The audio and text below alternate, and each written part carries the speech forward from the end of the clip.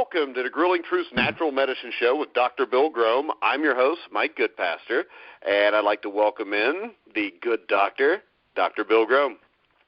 Hey, how you doing, Mike? All right. Now, last week we talked about heartburn, and we talked about heartburn, how to get rid of it naturally. What's our topic this week? This week I thought we'd talk a little bit about B12 and how it affects the body and if you're deficient in it, some symptoms of it. Okay, so, let's just start off from there then. Are most people deficient in it? Actually, most people are. And B12 is actually a key vitamin in the body, and it's mainly found in animal sources. And most people that are vegetarian or vegans are B12 deficient. One of the things that they need to study and learn, and it's not that I'm anti-vegetarian or vegan, but people need to learn a little bit about how to eat properly to maintain a good, a healthy system. But soy-based vegetarians do tend to be B12 deficient because soy will inhibit B12 absorption. All right, so there is an inability to absorb it? Yeah. What happens is the way B12 is absorbed is first, obviously when you eat some food, the saliva that's produced in your mouth produces what's called R proteins.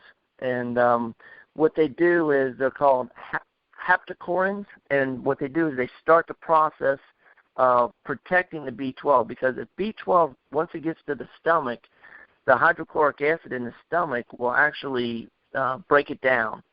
So the R proteins, or the haptocorins, what they do is they actually protect the B12. So as it goes through the stomach and goes then into the small intestine, there's another enzyme that's used in it, and it's called pancreatic protease. And pancreatic protease is used to help move it through the small intestines so that it can be absorbed into what they call the transcobalamin 1, 2, and 3. There are different areas in the small intestine for absorption depending on where it's going to. But one of the key aspects of it is called an intrinsic factor, or a glycoprotein. That's also produced in the stomach too, and so there's such a combination of things that happen to absorb B12 that if someone's not healthy or not digesting things correctly, you can run into a real easy issue as far as being B12 deficient. All right, in the last discussion, we talked about stomach issues. What should the proper pH of a stomach be? Well, when you're looking at absorption, your pH in your stomach should be about a 2.0 or a little bit less than that. And things that inhibit it, like we were talking about last week, antacids will change your pH. And actually even, radiation will do it, getting x-rays and so forth. And but there's a time and a place when you need, to get x-rays. So you got to figure out how to adjust for that scenario. But autoimmune disorders, we talked about H. pylori last week and so forth. But there's so many different things that need to be involved in that. And if your stomach gets to a pH of, say, a 3 or, a little bit higher than a 3, you do run into other issues with that. All right. Now, what are the symptoms of pH imbalance? Some of the symptoms you can run into when the pH gets, a little bit high, you can run into belching, bloating. We talked about heartburn, the burning of the esophagus, like, people say, I've got hot pipes. That's probably the most common one. The other thing with pH imbalance, though, which is really kind of interesting, though, is you can actually have a pH that's a little bit too low. It's less likely, but there is a possibility of that in that situation. Natural treatments, like we were talking a little bit about last week, was, we were talking about digestive enzymes that help out. Betaine hydrochloric acid actually helps out. Another one is lemon water and also apple cider vinegar. Those are some just real simple remedies that you can do, that if you take that with food and your stomach feels better and you're not belching and you're not feeling bloated, what you run into is it's like, maybe I do need to look at additional maybe digestive enzymes and other things that you may need for absorption of minerals and vitamins. All right, now how much B12 do you need? I know there's an RDA has recommendations, but overall, how much do you need to keep your body healthy? Well, the RDA has I went to a seminar one time, and there was a gentleman there, and he said, RDA stands for really dumb advice, and there's some truth in that. But the RDA does have some good things about it. The way the RDA, in my understanding of how they look at things, they look at what you need. If you're a healthy person and everything's running perfect, what do I need to keep me healthy? And so their numbers are based on that aspect of, how much do I need to maintain health?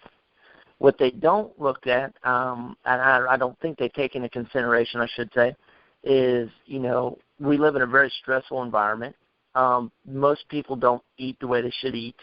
Then there's the whole toxicity aspect with the environment as far as when you're drinking water and so forth, some of the what they call BPAs and other things that you leach from the plastic bottles, and how that affects the bottle or affects your body, not bottle, how it affects your body.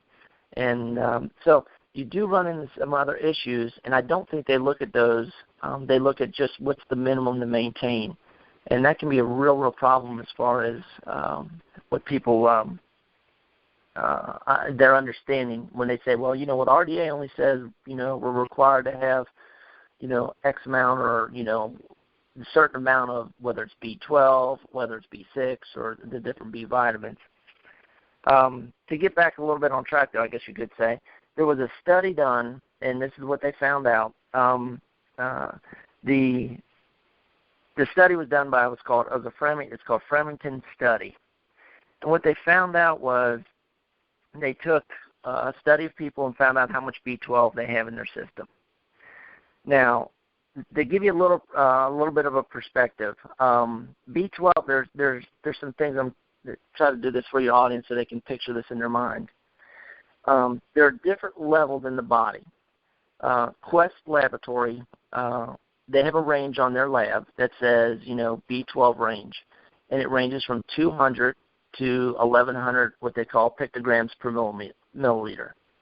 Now, depending on who you talk to, some say that B12 levels, if they're less than 200, then it is considered they're deficient. Others you may talk to, they'd say no if it's less than 300. So there is a little bit of a discrepancy as far as the actual numbers. Now, I'm not going to get caught up in, I guess you could say, technicalities on that. But what the Framingham study found out was they did a study on people, and they found that 40% of the people that they tested were actually on average around what they call 258 picograms per milliliter. Now, if you remember what I was saying earlier, the range is like 200 and 300. That's what they would consider low or deficient. So 258 is considered, it's on that low end. Now, with that in mind, if that's what they're finding with their study, then what you want to think about is, am I low? And what do I need to do to, maybe even bring it up? The RDA recommends, a very small amount. It's 2 micrograms per day, and that is a very small amount for a ingestion of B12. Now, when people look at their symptoms, and that's kind of what you got to base things off of. If someone is like, well, how do I know without running a test? And one of the ways you can do is you start looking at symptoms. Now, you know this, and I know we've had a little discussion earlier in the show. We were talking this before we came on, but you were talking about, is depression one of those things that does happen, with a B12 deficiency? And you're right, it does. Some of the other things you can run into is like brain fog, someone that doesn't, your cognition, or you can't think clearly. You have difficulty maintaining balance, headaches, fatigue, numbness, pain, personality changes. And by that I mean, it's like you're feeling good one minute and not feeling good. It's almost like and I won't say manic depression, but, it does fit in a little bit with that. And there's actually even been some studies as far as Parkinson's disease and how that affects, a B12 deficiency and how that will affect Parkinson's. So as you can see, B12 is just, it is a very important vitamin in the body. Now, are there any tests for B12, or what are the side effects of too much B12? There are some tests that you can do, and I'm going to come back to that question to you briefly. But one of the other things, the other question you had was, is there side effects to too much?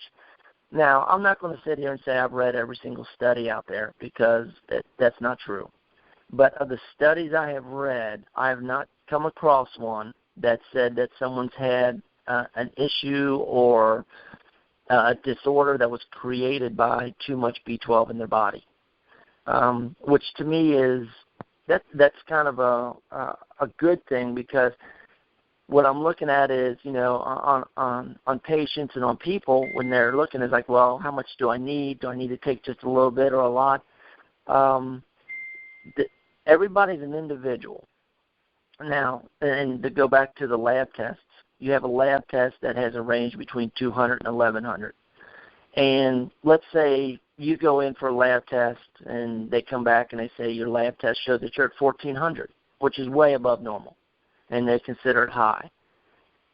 If you're feeling good and you're feeling the way, normal and so forth, then maybe your system needs to be on the higher end.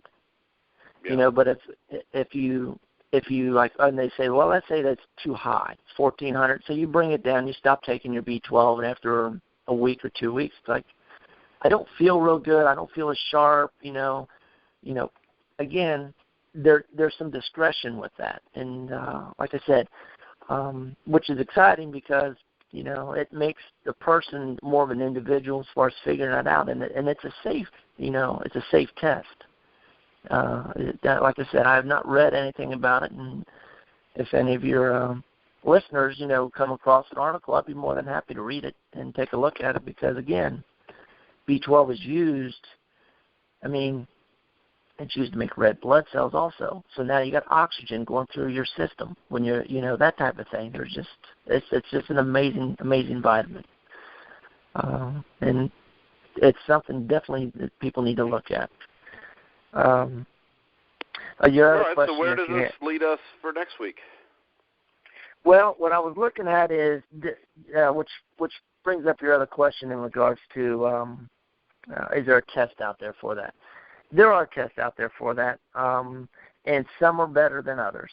And what I'd like to do next week, if that's all right, because I know this is going to be a little bit longer of a program, getting into the different tests, because I'd also like to talk a little bit about as far as how B12 affects your nerves and how it affects, the production of even nerve pain. And I'm sure there's some patients out there or people out there that may even have some issues with nerve disorders, like, the tingling in their fingers, or they just, they hurt all over. And so, but there's some good tests out there that you can do. You can talk to your doc about running. If you want to run them. But like I said, there's some other really good things. But I'd like to get into that next week, because there's going to be a little more time on that. And I appreciate you having me on there for the brief time that you have. All right, it sounds good, Bill. I want to remind everybody to go check out our new website, thegruelingtruth.net. Was just updated a couple days ago with the help of John Jackson. He's in Indianapolis. He's an architect. If you got to build a skyscraper, give John a call. He's a good man. Yeah. So I want to thank Bill for coming on the show again.